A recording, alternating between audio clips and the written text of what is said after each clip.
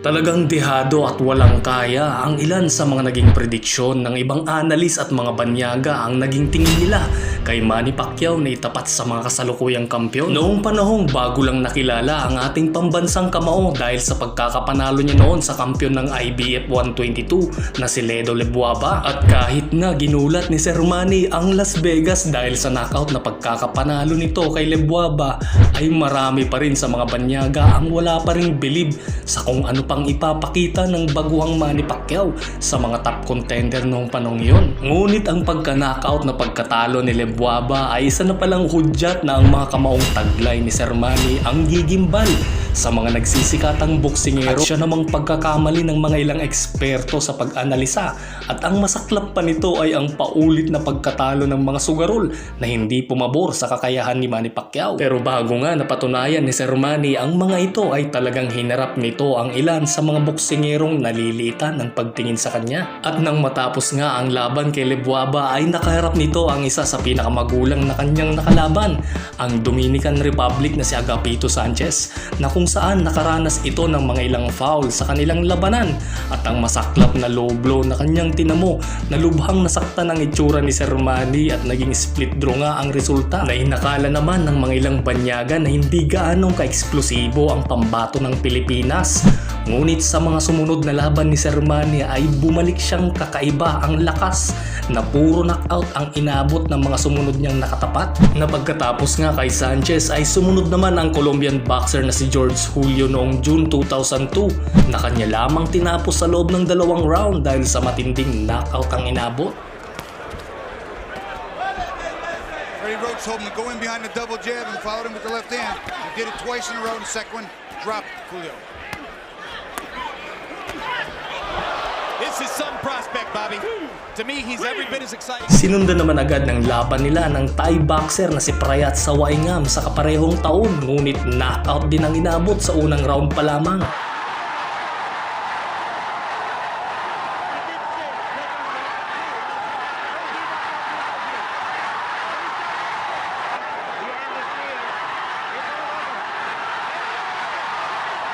Isa namang kababayan ni Triple G na taga Kazakhstan na si Serikshan Yeshmagambetov ang sumunod na nakatapat ni Sir Manny noong March 15, 2003 na nagpa-knockdown sa kanya ng isang solid punch.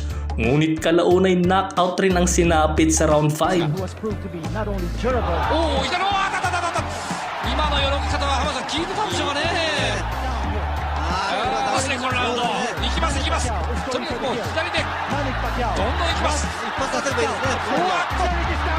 At ang undefeated na Mexicanong si Emmanuel Lucero ang sumunod na humamon kay Sir Manny na nooy nanatiling kampiyon pa sa IBF 122 noong July 2003, pero hindi pa rin umubra ang pawasiwas na tirada ng kanyang kalaban.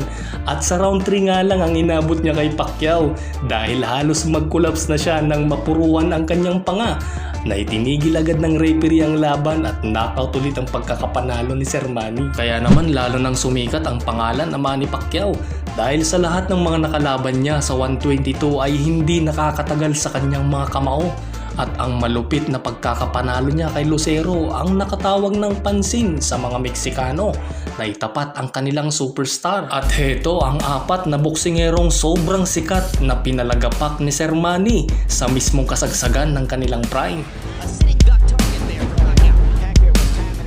Number 4, Marco Antonio Barrera 1. Isa sa pinaka-the best na pound for pound at superstar na pinagmamalaki ng Mexico ang itinapat nga sa ating pambansang kamao matapos kay Lucero. At kilalang siya ang hari sa kanyang dibisyon sa featherweight dahil sa pagkakapanalo niya noon sa mga sikat na boxer gaya ni Morales at ang British superstar na si Naseem Hamed. Kaya naman sa kasagsagan ng prime ni Barrera ay talagang inakalang napakaliit lang ng tsansang matalo ito sa isang unknown pa na si Manny Pacquiao na nooy challenger sa 126 na ginanap sa Antonio, Texas noong November 15, 2003. Na marami talaga sa mga banyaga ang hindi naniniwala pa sa kakayahan ni Sir Manny at halos lahat ng kanilang pusta ay kay Barrera itinaya. At sa simula nga ng kanilang labanan ay buo ang inabot ni Sir Manny sa mga fans.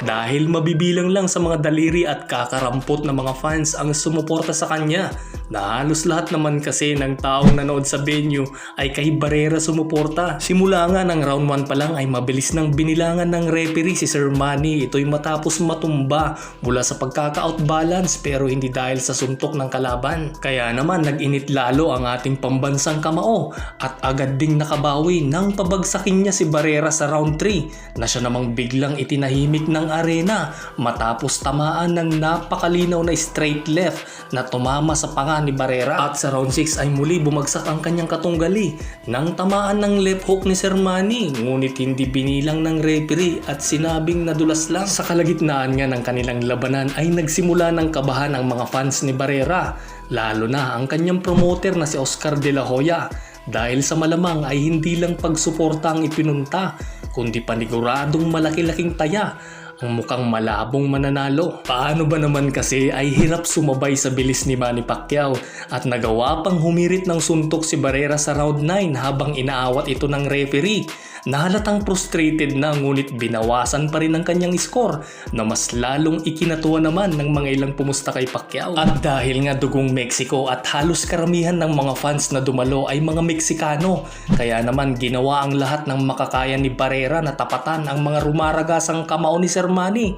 Ngunit hindi talaga sumapat at kapos na rin ang hininga dahil sa mga patamang body shot ni Sir Manny na kanya ulit ikinabagsak sa round 11 at ang pagpapaulan ng mga suntok sa kanya sa mga huling segundo na mismong corner na ni Barrera ang nagpatigil ng laban. Itinanghal nga na bagong kampiyon si Manny Pacquiao sa featherweight sa napakatahimik na arena at makikita ang lungkot ng mga fans at ang ilan ay mangiyak-ngiyak pa dahil sa malupit na pagkatalo ni Barrera. Nagkaroon pa sila ng rematch ni Barrera noong October 6, 2007 sa Las Vegas, pero muli nanalo pa rin ang ating pambansang kamao via unanimous decision. Ngunit dumating na nga ang pagkakataon na isa sa pinakasikat na boksingerong makakatapat ni Sir Manny ay ang number 3, Oscar De La Hoya. Mismong promoter na ng Golden Boy Promotion na si Oscar De La Hoya ang makakaharap na ni Sir Manny noong December 6, 2008 sa Las Vegas. At bagamat kilala na ang ating pambansang kamao, pero ang kanya namang makakatapat na si De La Hoya ay matagal ng superstar bago pa man sumikat si Pacquiao. At alam natin na ang natural na timbang na pinanggalingan ni Sir Manny ay sa mababang weight class, na ang makakatapat naman niyang si De La Hoya ay pang middleweight ang mga kamao. Kaya naman inakalang matinding pinsala ang matatamo ni Sir Manny sa nooy sobrang sikat na si De La Hoya dahil sa mga impresibong pagkakapanalo nito. At nung panahong iyon ay hindi pa rin maiwaksi ng mga ilang banyaga ang kanilang pagduda kay Sir Manny, dahil paano ba naman kasi ay si Oscar De La Hoya na ang makakalaban, dahil ang pinagbasihan nga ng mga pumabor kay De La Hoya ay mas lamang daw ito sa power, height at saka sa reach advantage. Ngunit ang strategy, speed at endurance na taglay ni Pacquiao ay di nila masyadong inintindi, kaya na talagang nakayanan ang sobrang bilis ni Sir Manny. Number 2, Ricky Hatton. Tinaguriang hitman at superstar ng England ang sumunod niyang nakatapat ni Sir Manny matapos ang impresibo niyang pagkakapanalo kay De La Hoya. Bagamat kinikilala na ang ating pambansang kamao dahil sa mga bigating tinalo nito, ay nagpatuloy pa rin ito na magpakilala sa mga iba pang kampyon na pinagmamalaki ng ibang bansa. At ang pambato ng Manchester, England na si Ricky the Hitman Hatton ay wala ngang kaalam-alam ang dilubyong mangyayari sa kanyang karera sa boxing nang makaharap na niya ang Pacman ng Sarangani Province. May 2, 2009 sa MGM Grand Arena sa Las Vegas ginanap ang labanang The Battle of East and West sa titulong IBO at the ring light welterweight na dinaluhan at pinuno ng libu-libong mga fans ang arena, na talaga namang sinuportahan ng mga British national ang kanilang pambato na si Ricky Hatton. Dala ang pag-asang matatalo nila ang tumalo kay De La Hoya na si Manny Pacquiao. Ngunit ang senyales ang bumungad kay Ricky Hatton matapos siyang patumbahin ni Sir Manny ng 2 beses sa unang round na laos dahil sa malupit na pagkatalo nito kay Pacquiao, na di kalaunan ay nag-resign na rin at napabalitang nagkaroon pa ng matinding depresyon dahil sa natamong pagkatalo nito. At ang number 1, Miguel Cotto.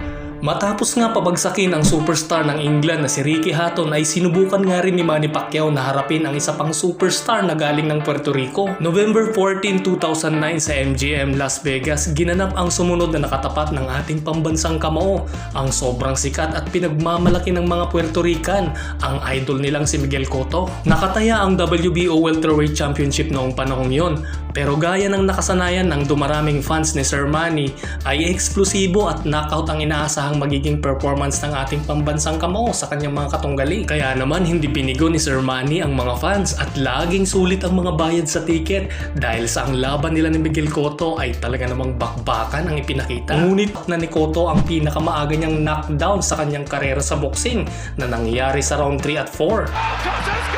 Nagawa pa namang ituloy ni Cotto ang laban nila ni Pacquiao, ngunit kalaunay lamog na ang kanyang pagmumuka sa mga huling bahagi ng round at nagmani Pacquiao na ang masikat sa mga sumunod pa niyang nakalaban, na ang pang-8 dibisyong titulo naman ay nakuha niya sa higanting nakalaban niyang si Anton na rin. Para lagi po kayong updated sa mga upcoming videos pa po natin.